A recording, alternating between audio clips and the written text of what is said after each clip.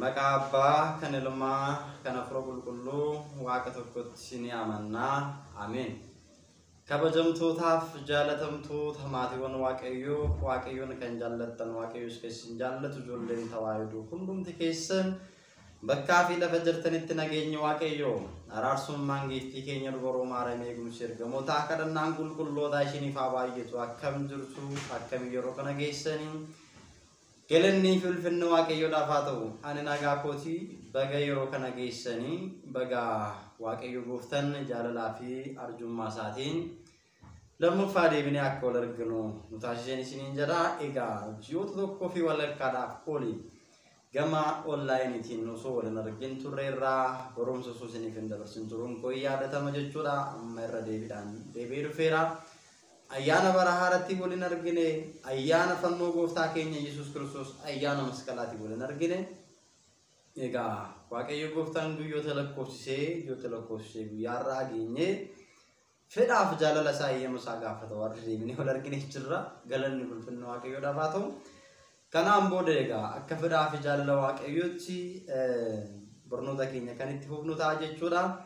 Turtii darbee akkamiin ayyaana baga geessanii ayyaana haala kamiin dabarsitanii egaa yeroo sanitti carraa argadhee baga geessan siniin jechuudha. Dhabus baga geessanii ayyaanni egaa kan gaarii kan nagaa kan jaalalaa akka ta'e dabarsitan abdiin qabaa.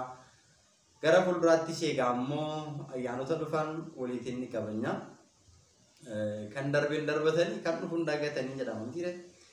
Kanaafuu egaa gara fuulduraattidha jechuudha kan nuti deemnu. Kan darbe hundi isaa darbeera. Laga darbee yookiin immoo galaana darbee waraabanii kan dhufu waraabbatu. Gabaa darbiteen nagadatanii kan dhufu nagadatanii. Kanaaf egaa daldalli keenya inni guddaan waa'ee hafuuraati. Akkamitti amantaa keenyatti cimuu akka dandeenyu, akkamitti qalbii keenya jijjiirrachuudhaan fooniif dhiiga Waaqayyoodhaaf qophaa'uu akka dandeenyudha jechuudha kan waliitiin ilaallu kan wajjin barannu. Egaati amma asaasinitti dheeressu ajandaa tokko qabneeti jechuudha kan waliin ilaallu. Guyyaa irraa kana jechuudha gaaffii shakkitoonni kallattiidhaan kaasan jechuudha. Keessumattuu waa'ee cuuphaa irratti cuuphaa gaafa jennu egaa hundumti keessan ni beektu. Macaafni qulqulluun maal jedhaa? Dhuguma isiniin jedhaa namni lammaffaa deebi'ee bishaanii fi hafuura qulqulluu irraa dhalachuu baannaan mootummaa Waaqayyootti galuu hin danda'u jedhee Wangeela Yohaannis boqonnaa 3 lakkoofsa 5 irratti kaafamee jira. Mootummaa Waaqayyoo kan ittiin galuu dandeenyu cuuphaan dirqama akka ta'ee fi akkasumallee jechuudha Wangeela Maarqos boqonnaa 16 lakkoofsa 16 irraa kaasnee gaafa dubbisnu kan amanee fi kan cuuphame ni fayyaa. Kan hin amanne kan hin cuuphamne garuu maal ta'a itti faradama jedhee kaa'ee jira jechuudha. Firdii bara baraa jalaa ooluudhaaf fayyina bara baraa argachuudhaaf dirqama maaltu barbaachisa?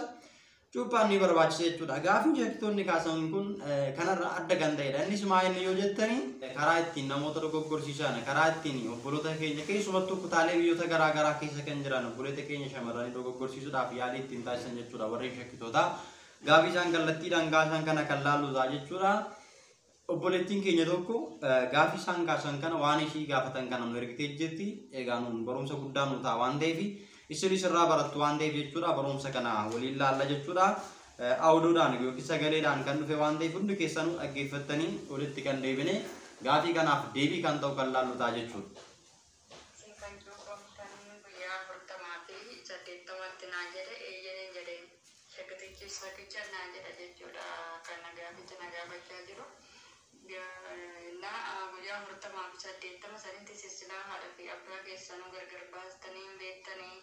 Yesus Kristus tahu sa akkamitti namantanii guyyaa 80 cuuphamtanii naan jedhe kana jaqa sayoo qabaatti naa fide naan jedhe. Egaati jechuudha shakkitoonni kallattiidhaan gaafiin isaan kaasan cuuphaa daa'immanii mormu jechuudha. Daa'immaniif cuuphaan hin barbaachisu.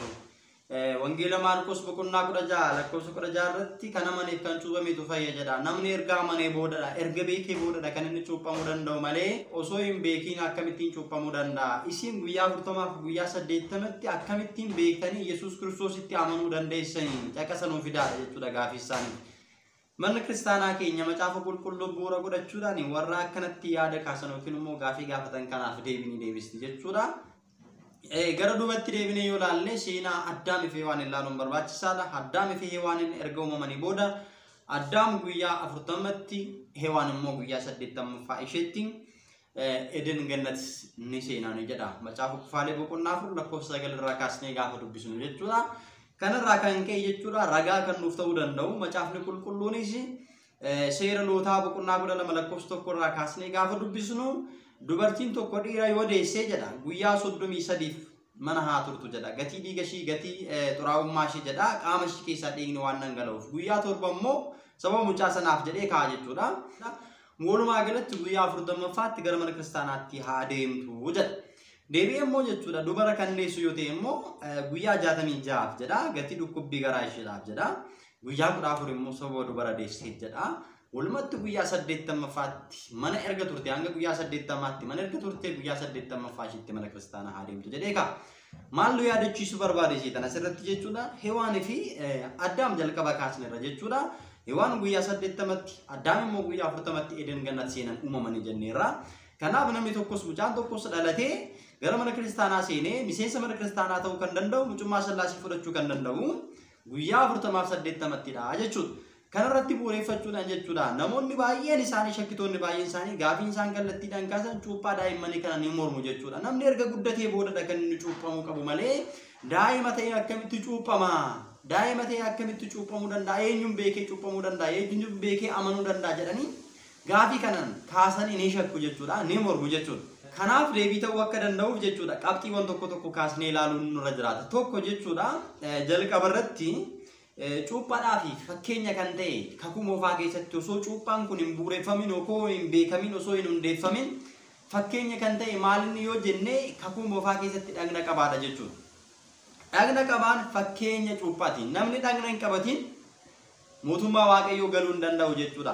Yoomirraa ka'eeti kan inni dhagna qabachuu danda'u. Erga guddatee moo daa'imummaa isaarraa eegaleeti yoo jenne daa'imummaa isaarraa guyyaa 8 irraa jalqabeeti jedhanda'u jechuudha. Geessiqee jechuudha laala.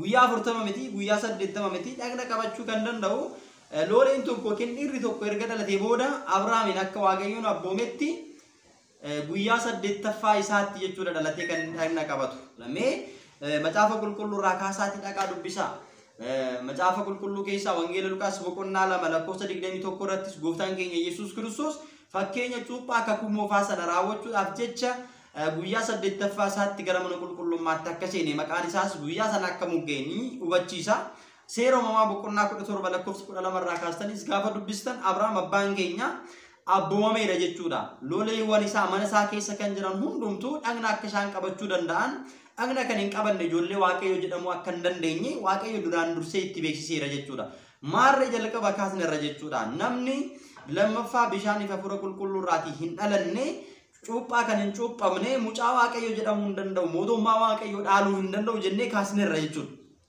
Kanaafuu akkuma kana namni hin cuuphamne mootummaa waaqayyo dhaaluu akkuma hin dandeenye mucaa waaqayyo jedhamuu akkuma hin dandeenye namni dhagna hin qabannes akkasuma jechuudha. Kanaafuu fakkeenya gaarii kan nuuf ta'uu danda'u dhagni qabaan kakuu moofaa keessaa fakkeenya gaarii cuuphaa kakuu haaraati jechuudha. Kanaafuu maaltu daa'immanii fi daangaa taasisee kaa'ee jechuudha. Abdiin fayyinaa kan kenname warra obbee kan qofaaf miti. Ilaala warra obbee kan qofaaf miti daa'immaniifis daa'imman narraan dhoowwinaa jedhee macaafa qulqulluu keessatti dubbateera. Gooftaan keenya Yesuus Kiristoos daa'imman narraan dhoowwinaa inumaatu isin himtu akka daa'immanii ta'a jedhe.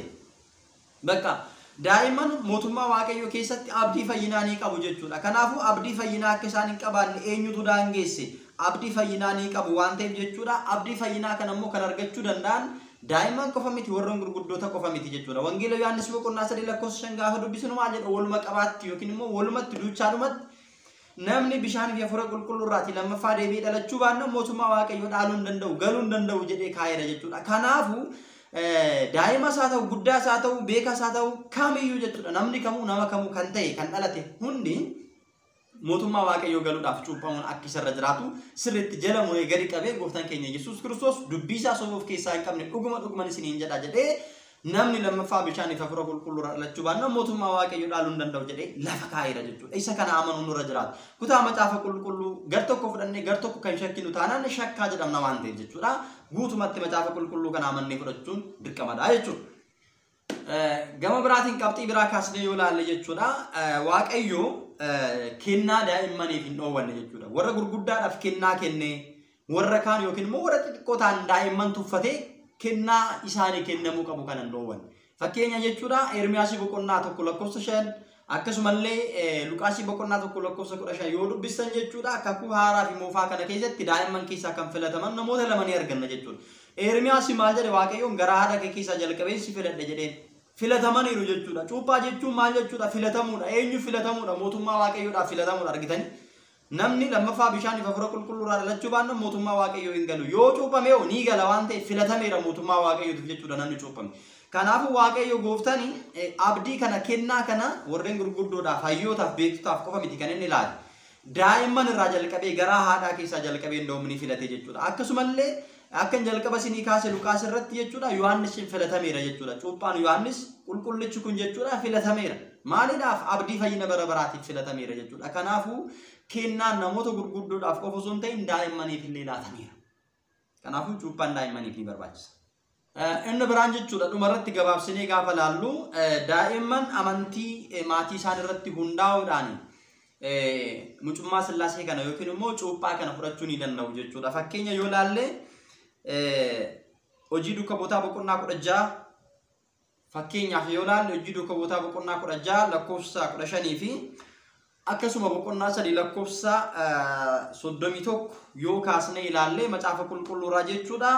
Qulqulluun Phaawulosi erga barsiise kan akka Isxifaanos fa'aa kan akka Liidiyaa fa'aa jechuudha waardiyyaan mana hidhaa sun illee jechuudha seenaa isaa sirriitti dubbisaa jechuudha erga Waaqayyotti amananii booda jechuudha maatii isaanii waliin cuuphamanii jedha seenaa isaa dubbisaa maatii isaanii wajjin jechuun maatii mana tokko jechuun daa'imman dabalateeti jechuudha otoo hin daanga'iin maatii mana tokko ergaati amma ergan amane eenyutu cuuphamuu na dhorka jechuudhaan ni amanan erga amananii booda immoo ni cuuphamani.